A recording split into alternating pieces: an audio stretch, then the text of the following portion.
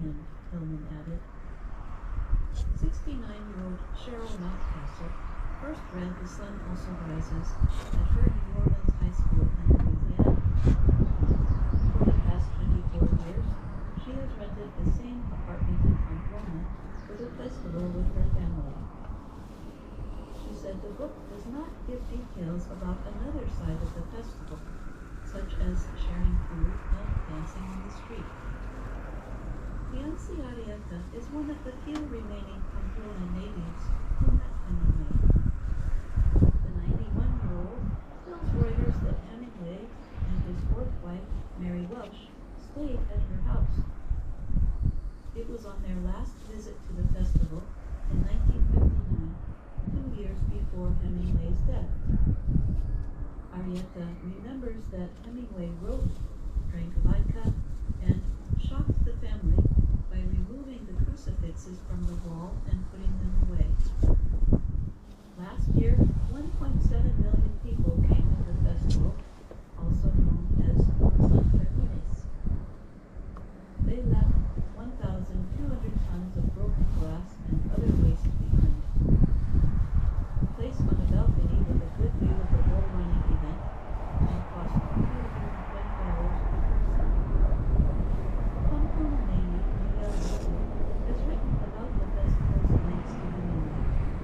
He believes the writer's influence and its popularity has not been as large as people say. Before Hemingway, tourists were already coming, especially from France, as he explained. However, Russo acknowledges that Pamplona is still using Hemingway to gain attention. We may have been to a sort of San Fermines ice cream, he said. I'm Jill Brothers.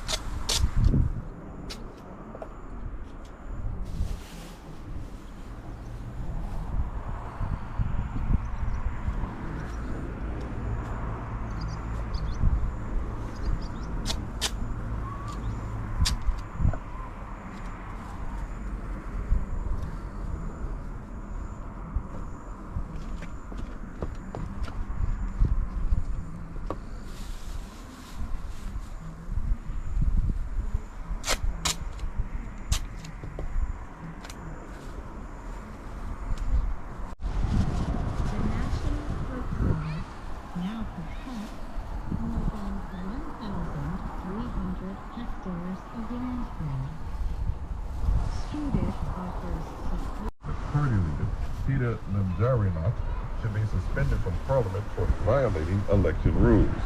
The committee said Peter should be suspended for holding shares in media company ITV. Keene.com for the full list of over 150 reasons to move to Keene. That's move.freekeene.com.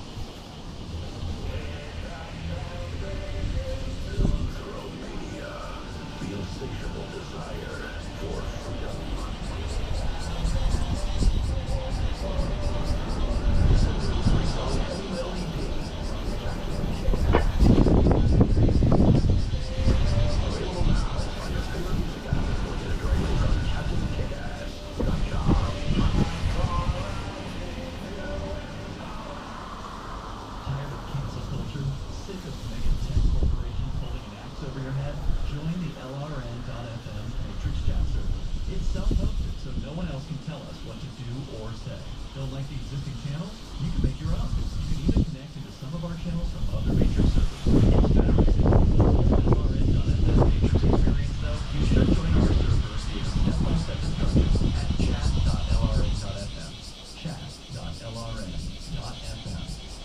You're listening to Live live edition of Free Talk Live. Hour number 3 is next after the news here on the Liberty Radio Network at LRN.FM.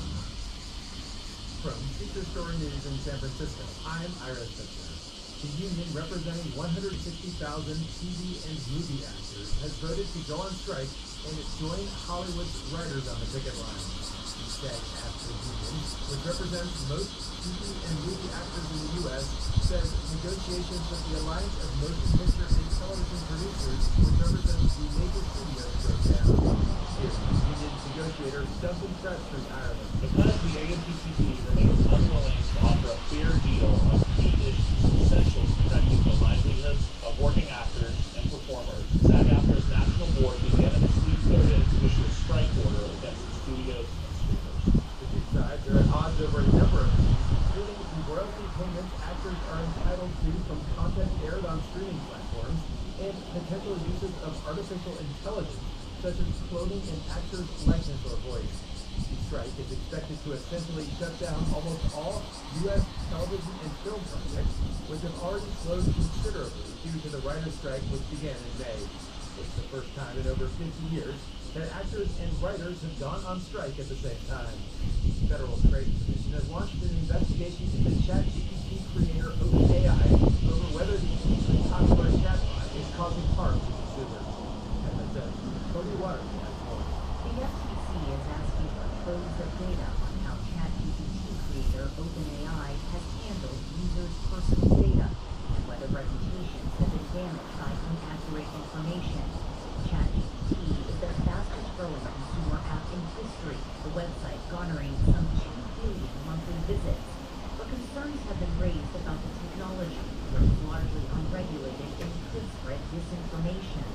Earlier this year, OpenAI co-founder Sam Altman warned Congress that if AI technology goes wrong, it will go quite wrong. Tony Waterman, Texas.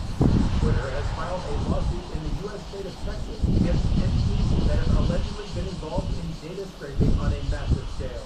The social network has recently imposed a limit on the number of tweets a user can read a day as a result of the practice. U.S. correspondent Caroline Malone has more. Four entities were part of unlawful scraping of data, according to a lawsuit filed on July 6th at the District Court of Dallas County in Texas. Twitter's owner Elon Musk said in a tweet on Thursday, several entities tried to scrape every tweet ever made in a short period of time. That is why we have rate limits in place. At the beginning of July, Twitter imposed a daily limit on the number of tweets a user can read. It's now at 10,000 posts a day for verified users, 1,000 for unverified users, and 500 for new unverified users. All part of what the company calls a temporary emergency measure. From Europe Worldwide, this is MSN.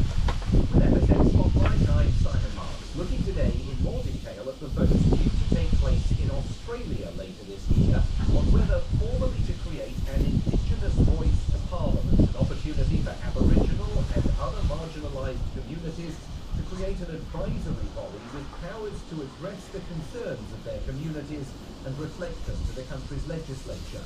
The vote is due to take place in the last quarter of the year and will be a major turning point for Australia as it seeks to address the country's historic racial injustices.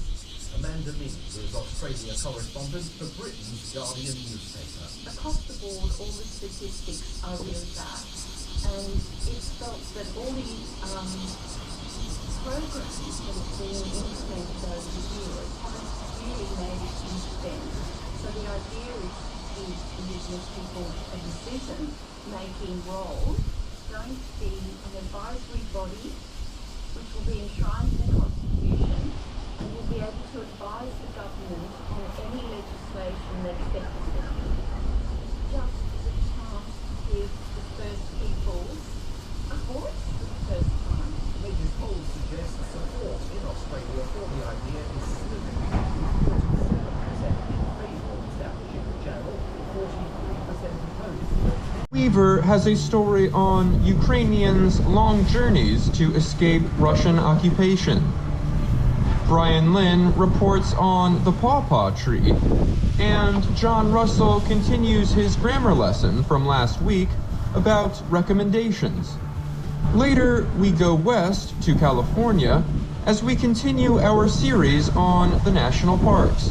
But first, for Rima Yaremenko, the 5,000-kilometer journey to escape Russian occupation ended within sight of where it started. The 68-year-old Ukrainian woman crossed 3 countries over 6 days, only to settle across the river from her seized hometown. She came a long way by bus through Russia, Latvia, and Poland to be this close. From the Ukrainian-controlled city of Kherson, where she now lives, the outline of Oleshki can be seen. But the community, with a pre-war population of 25,000, may as well be a world away. Yaremenko lived under Russia's rule for 15 months. She dealt with the sounds of war just to be near.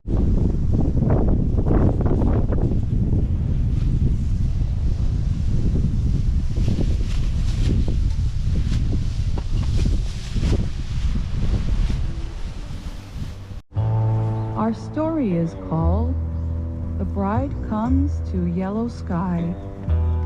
It was written by Stephen Crane. Today, we will hear the second and final part of the story. Don't know whether there'll be a fight or not, answered one man firmly. But there'll be some shooting, some good shooting. The young man who had warned them waved his hand. Oh, there'll be a fight fast enough if anyone wants it. Anybody can get in a fight out there in the street. There's a fight just waiting.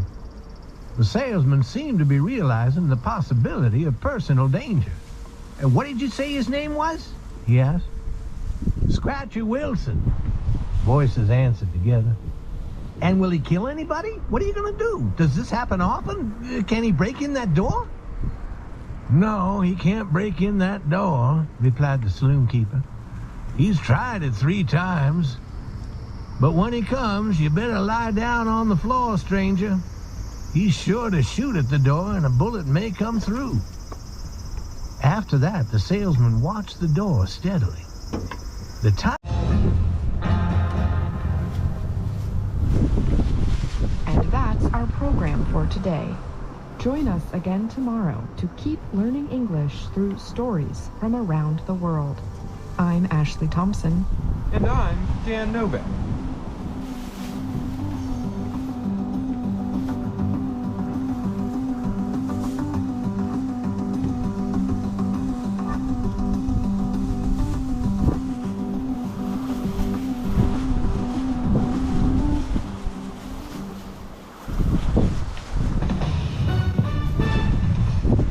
This is VOA News.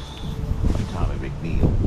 Russian President Vladimir Putin wants to attend an economic summit in South Africa next month, and the country is desperately trying to persuade him to stay away to avoid the legal and diplomatic fallout over his international arrest warrant. South Africa's deputy president said in an interview with a news website Friday, as a signatory to the treaty establishing the International Criminal Court, South Africa is obliged to arrest Putin on an indictment the court issued against the Russian leader in multiple war crimes involving the abduction of children from Ukraine. Ukrainian President Volodymyr Zelensky warned Ukrainians that Russia was throwing all its resources into a campaign to stop Ukraine's troops from gaining ground in their counteroffensive.